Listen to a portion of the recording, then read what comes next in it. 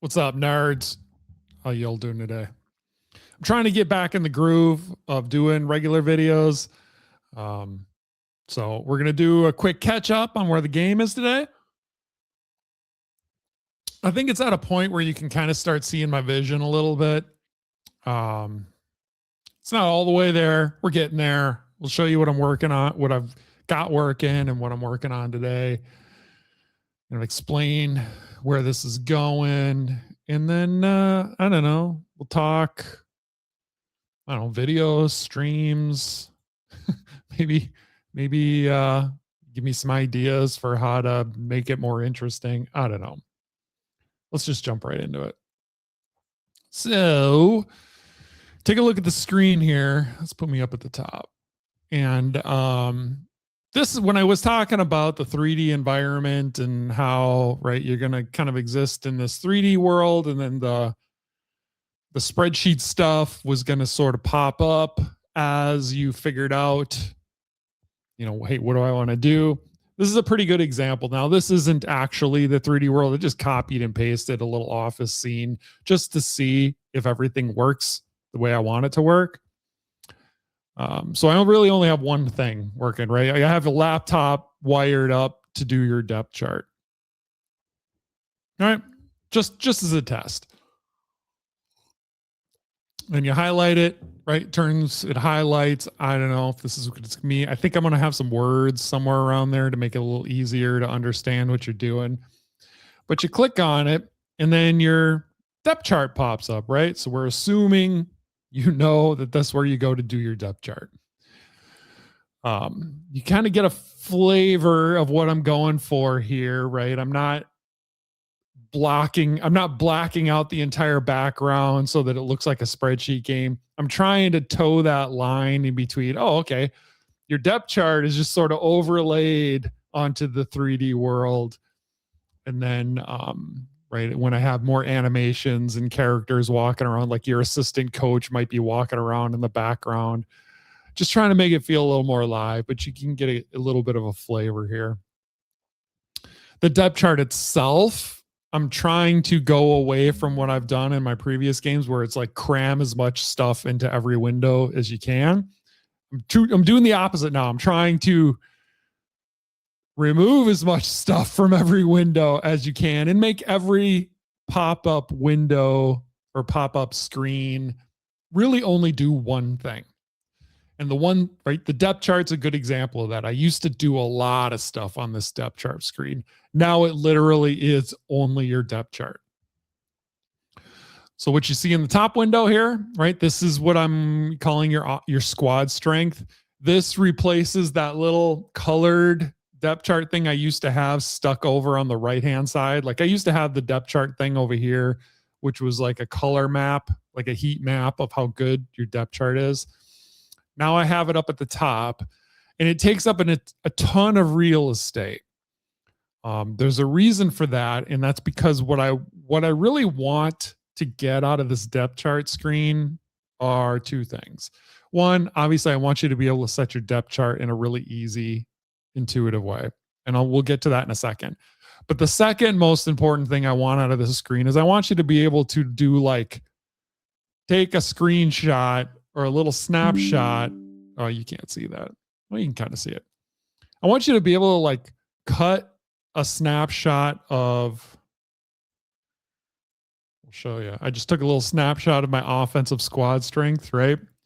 And be able to cut and paste that somewhere, like whether you're doing a Twitter or you're making a little image to share with your fans or whatever. But I want you to be able to take a little snapshot of this squad strength window and have it tell kind of the whole story of how good is your offense, right? That's why it takes up so much room. So you can see right now what this is telling you is that, first of all, it tells you, right, what the overall of every position in your starting lineup is, but it also tells you something else. It tells you that, right, if you look at this primary package starter, you look across the thing and you say, oh, okay, anything with that matches this color key, right? The gray background and the white outline. That's my primary package. So you can look at this and you can say, oh, okay, well, I run one running back, 3 wide receivers, and a tight end. That's my primary package. So like when you play the Vikings in this league, they run 3 wide, right? Or the 11 personnel is what they call it. I got to do some playing around with the color scheme to make these packages stand out a little bit more, but you kind of get the idea of what I'm going for. You can also tell because there's these 2 additional players that are not part of the primary package, right? I have a 4th wide receiver and a 2nd tight end. That also tells you when you play against the Vikings, they could come out in 2 tight end and they could also come out in 4 wide. Those are also player personnel packages that my team uses. So like when I say I want you to get a lot of information in a pretty comprehensive, but also kind of simple way, something you could cut and paste from this screen into like a little social media post. If you're like an online, you're running a career online and you want people to follow you, right? You can take a quick snapshot of that and say, oh yeah, after the draft, this is what my offense looks like. Right? Just a quick way to take a look at what you got going. Same thing for the defense. You click over to the defense. You can see what I run. You can see what the strength is of my defense just really quickly. You can see I run a 4-3, right? 2 DNs, 2 D tackles in my starting primary package. 2 outside linebackers, 1 middle linebacker in my primary package. I have a 2nd middle linebacker, so I can come out in a 4 linebacker set, but it's not my primary. You can see I primarily run 2 corners, a free safety and a strong safety, but I also have a third corner as my package, so I can come out in the nickel. But my team right now, you can see, is not set up to come out with in the dime package. So I don't run a 4 defense. I don't run a 4 corner set. So you can tell that right away. And then in special teams, it's just everybody right now has the same special team starters. I identify 4 players on your blocking unit and your coverage unit as your air quote starters for special teams, mostly because of special teams packages. I'm not going to get super, at least not right away when I launch this game or when I go out to early access or whatever. I'm going to try to make special teams fairly simple. I'm not going to like make you set your 8th special teams coverage guy. I think the special teams packages are going to kind of be a mix of the blockers and the coverage guys, just because, right? You think of special teams blockers as, or bigs, I guess is another way you could call it. I forget where I originally came up with that. I think it was special teams blockers and special teams coverage. But the STBs kind of has morphed into more of these special team bigs, because I do use some of them on the coverage unit. And I do use some of the coverage guys on the traditional blocking unit. So it's kind of a mix and match. But anyway, I'm getting a little too deep on this. But that's why this now takes up so much space, is because I want it to do a lot of cool things for you, but without being too complicated. I took all the space away from these 2 areas. Mostly because I made this a lot easier to use. So here's your roster, right? Because I'm not doing all those other things with the roster other than strictly setting your depth chart, I've shrunk this down. So like, you're not extending player contracts here. You're not putting guys on the trade block here. You're not doing all those other things. You're not releasing players here, right? All you're really doing is doing the depth chart. So then I could strip down this box a little bit. And then the depth chart's got its own specific list over here. So let's take as an example. Let's say I wanted to do my wide receiver depth, right? I got my little row of buttons over here. Because I'm not putting the buttons in the box anymore, you can see it just takes up a lot less space and it's a lot more clear. So I want to do the wide receiver depth. Now I also can set like back all the way down through backups, whereas before, where the way I had it set up right in the previous games, because I was doing so much, you couldn't go as deep into the backups for your depth just because I ran out of space. Now, because we're making it simpler, you can go, I have it set up so you go your primary depth slots, which you obviously have to fill, right? If you run 3 wide, you got to have 3 wide receivers in there. Your alternate packages, right? Again, makes sense. If you're going to go 4 wide, I have like 1 package in my system that I can run 4 wide. I should have a 4th wide receiver in my depth. Those are the only ones that are required though. Then I think the formula is half of your required depth chart slots rounded up, I think is what I have for backups. So because I run a 4 wide, right? That means I need to have 4 wide receivers. So divide that by 2, round up, that gives me 3 backups. So I don't have to set these, right? I can clear these guys out. And when I go to play, it's not going to like error out and it's not going to force me to do anything. But I just like it allows me to go a little deeper in my depth chart. So the way this works, again, I try to make it really simple. Every time you click on a formation, or not a formation, a position, brings up that depth chart. But then it also like ranks everybody by whichever position you're looking at. So again, I don't have to have all those columns of, he's a 20 at quarterback. He's a 10 at running back. Oh, he's a 90 at wide receiver. Oh, but he's like a 2 at linebacker, at tackle and guard, right? So I've just saved a lot of room that way. And then all you do is you just kind of like, oh, okay, well, what do we got here? Harrison Smith is already starting somewhere. So here we go. I got 2 wide receivers down here, right? Coley and King that aren't in the depth chart. Like, I want to add that last slot. Let's say Coley's the guy I want. I just drag him over and he gets added to the depth chart. And then within the depth chart, you can reorder however you want, right? Let's say I move Diggs to number 2. See, he moves into number 2 up here. His number 2 gets set over here. So you can kind of always see. It's just really easy to reorder your depth chart. I'm going to say put Diggs up at 1, Thielen at 2. I don't really like right. Let's say I'm going to move Treadwell to 3. Move right to 4, BB at 5. Like, oh no, I actually do really love BB. Okay, Treadwell actually kind of sucks. So you can see how easy it is for me to do my depth chart now. In my previous games, there was just a lot more clicking and it was just very unfocused. So I'd say I like it. Reorder over here, scroll down to receivers, and you can see my new overall offensive list there.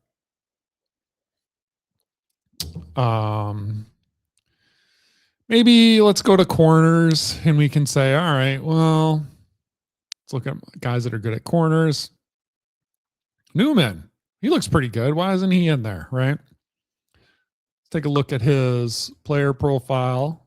So I get the quick pop up for player profile linked to all this, and I can say, okay, he's a good zone coverage guy. Maybe I really like that. Good at deep, this guy's awesome. Why does he suck? Well, he's slow. He's 39 years old. Give him a break. He's kind of slow. That's why he's so low. But I'm like, you know what? I do like him. Maybe he could be he would be an elite level slot corner. Mathis right now, it's a lot faster. Well, Mathis has got great zone too. So maybe I want my 2 slot corners to play zone if I ran the dime, which I don't run the dime, but maybe I would. Let's look at Sherrill's. Yeah, see, his man and zone are not great. So we'll bring Sherrill's up.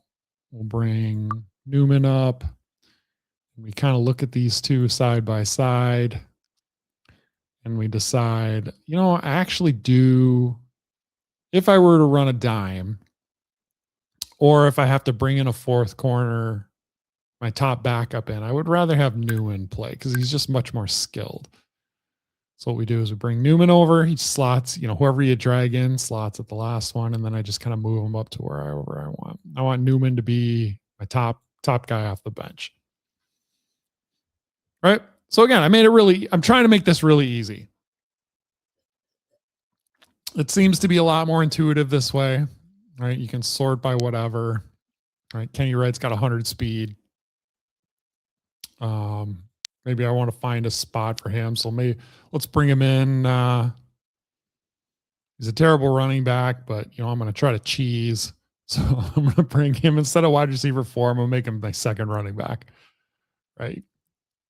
It updates. He's no, you look at Wright as a wide receiver, he's an 81. As a running back,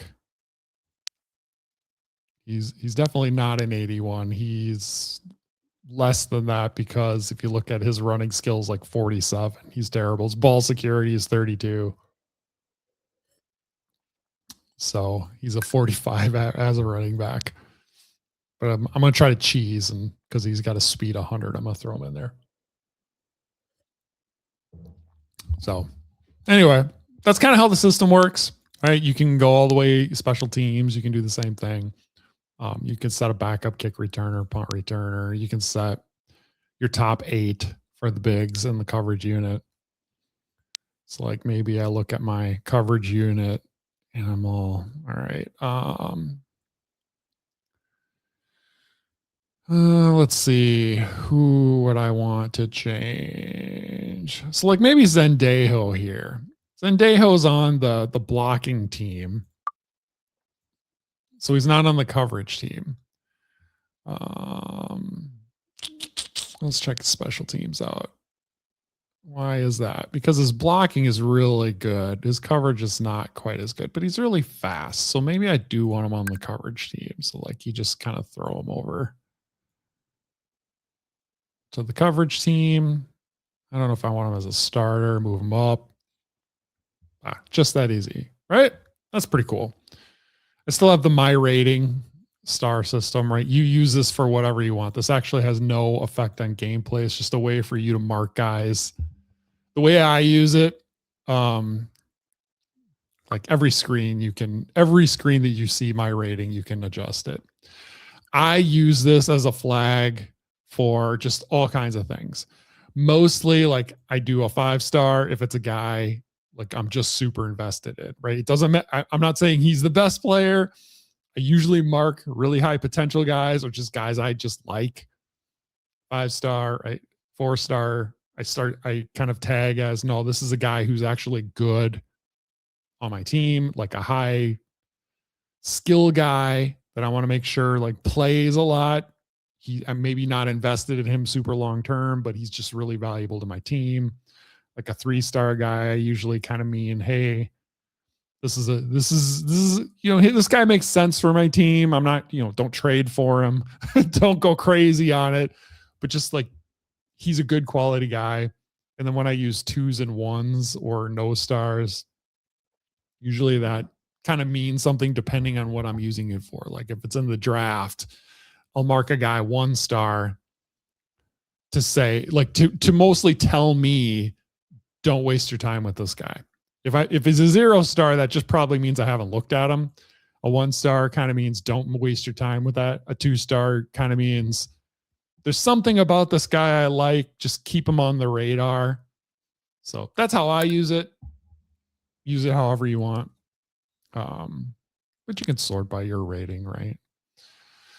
So that's kind of where we're going with the depth chart thing. I like how it works. The depth chart was a good way for me to, oh yeah, I left an open spot because I took Zendejo out of there. Let's put him in here. There we go. This was a good screen for me to kind of figure out the style of the interface and just how I wanted things to work. Mostly the drag and drop to make sure I could get that to work. The scrolling, right, to make sure that works with the drag and drop. And then I could drag guys from one window over to another, and then I could use them in here, and then that updated that.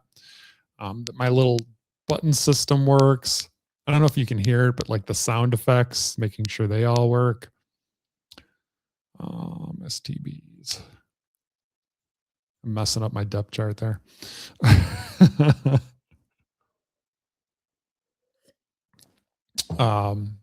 So seems to be working. I like how the background, like the whole, if I just get rid of this again, get rid of the whole depth chart screen. I kind of like how the background work, you know, the 3D environment works with the screens. So I kind of like where this is all going. Now that the depth chart works, and I'm pretty satisfied with how the interface all works together, I'm starting to work on the next thing. So the next thing is going to be the big draft board.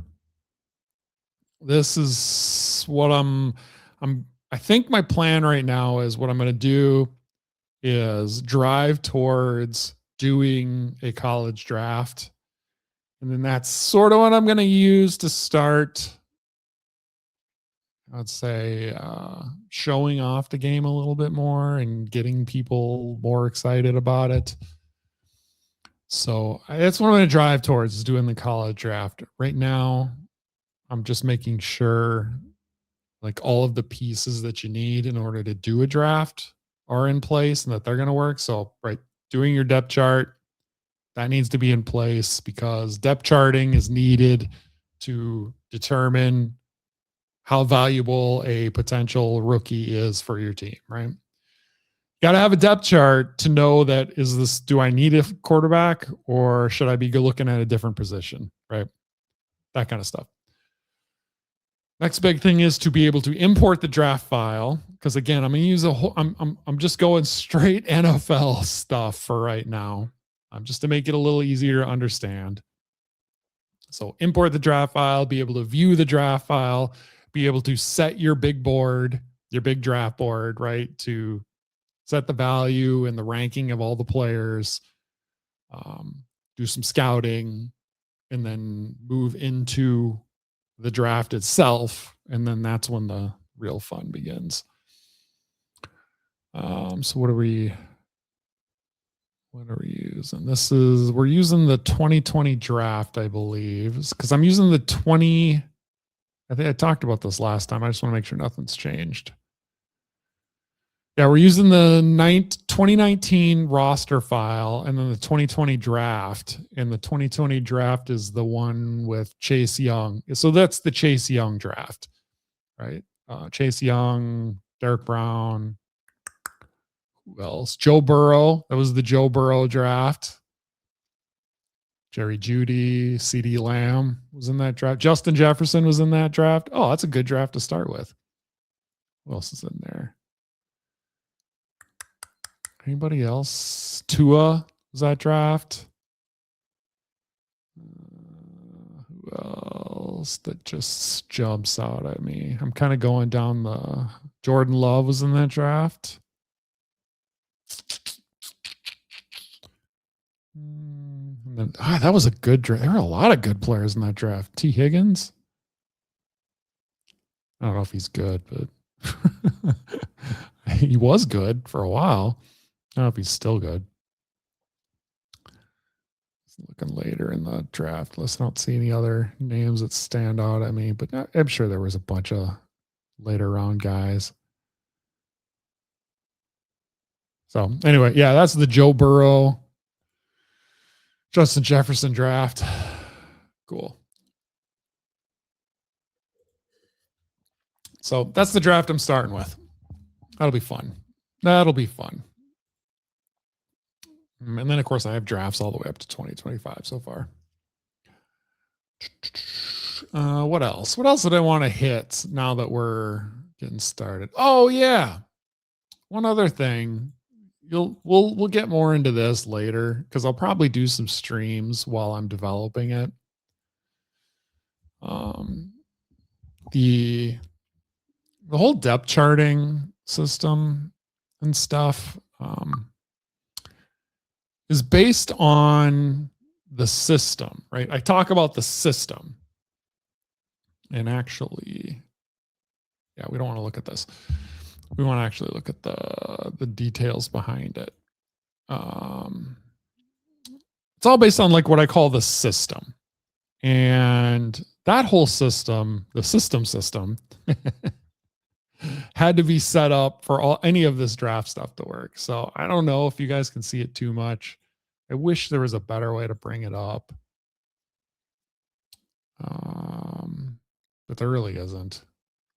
I don't think I can even zoom in. Well, that sucks. But anyway, we'll just talk about it quickly. So the system, something we're going to make a bunch more of. I only have one system right now. What the system is, it's based on your primary package, right? And a player package is just how many of each position do you have on the field, right? That's all the packages. And then it's your primary package and any additional packages. So this base offense that I'm using right now starts with the 11 personnel package. It's got the 10 and it's got the 12, right? So one running back and you either have 2, 3, or 4 wide receivers. That's what this package is. You can have any number of additional packages. I just have 2 additional ones along with the primary. In fact, I don't even need that. Or no, I do need that. I don't need to repeat my primary. There we go. So it's my primary and 2 packages. The other thing your system gives you is favored positions. So like if I say, hey, with this package is really important to have a running back, you can set up your system to like favor running backs when you're building a roster. So when we start creating more systems and start having fun, like people developing their own systems, and then we put them in the game. Those are going to be some of the things you're going to think about. It's like, oh, okay, well, I run these packages, but like, what's really important to my system is like wide receivers, and maybe wide receivers and the quarterback are more important than they are for like a normal system or a different system. When I make my system, my personal system, I'll probably have something like this. I'll probably say like, offensive linemen are always super important to my team. So I'd probably have all of these tackle guard centers and tight ends. Is probably how I'd set up my favored positions. So that's one thing that goes into your system. Another thing is different player types. So maybe you run a system where your tight ends have to block more than be receivers. So you would do something like this, and you would say, oh, well, you need blocking tight ends, or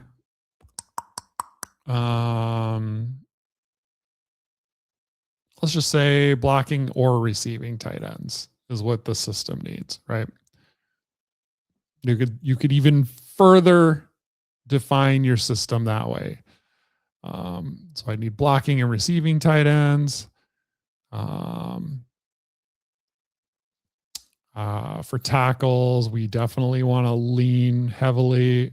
It's going to be a real run heavy. So tackles, guards, I want to be run blockers. Like maybe I set it up that way, right? So that's kind of how when I talk about your system, this is what I mean. It's like all the specific stuff that it defines how your roster is set up. It defines how your depth chart is set up. It's going to define how like player value is evaluated. So like your system is everything. It's all of that stuff that sets teams apart from each other. So like when I go to my depth chart here, your system will tell the game like, hey, Cousins, is he an 82 or is he something else? Right? That'll be based off your system. Do I only have one slot for running backs? Right? Do I have like one slot and a backup for running backs, or do I have 4 slots for running backs, right? That comes from your system. So system is going to be kind of important. I think that's going to be really fun though. That's going to be the fun part of the whole deal is, it'll be one of those things that sets this game apart from other games is like each team is going to be different. They're going to play different. They're going to build their roster differently. They're going to value different things in players. So the idea is, right, every team is going to have an identity and they're all going to be slightly different.